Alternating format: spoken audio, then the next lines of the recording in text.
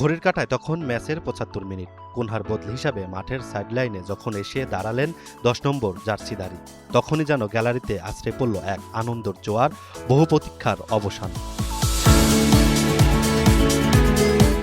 প্রায় ২.৫ বছর, ঠিক ৯৮১ দিন পর আবারও হলুদ জার্সিতে মাঠে ফিরলেন ব্রাজিলের ইতিহাসের সর্বোচ্চ গোলদাতা নেইমার জুনিয়র।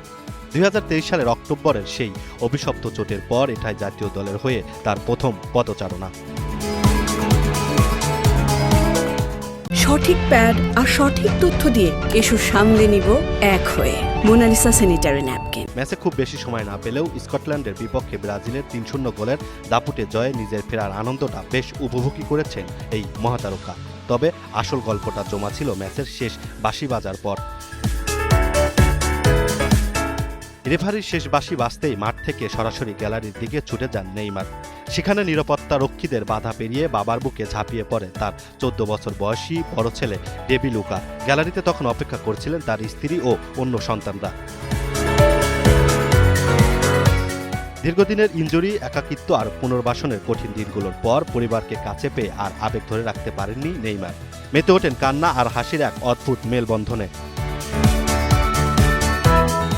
ইনজুরি যাকে ছিটকে দিতে চেয়েছিলেন খাদের কিনারায়, সেই নেইমার আবারও ফিরলেন রাজার ভেসে কোটি ভক্তের ভালোবাসার প্রতিদান দিতে। নিজের এই আবেগঘন ফিরে আসাকে মানুষের জন্য উৎসর্গ করলেন এই ফুটবল জাদুকর। Imran Hussain, NTV online.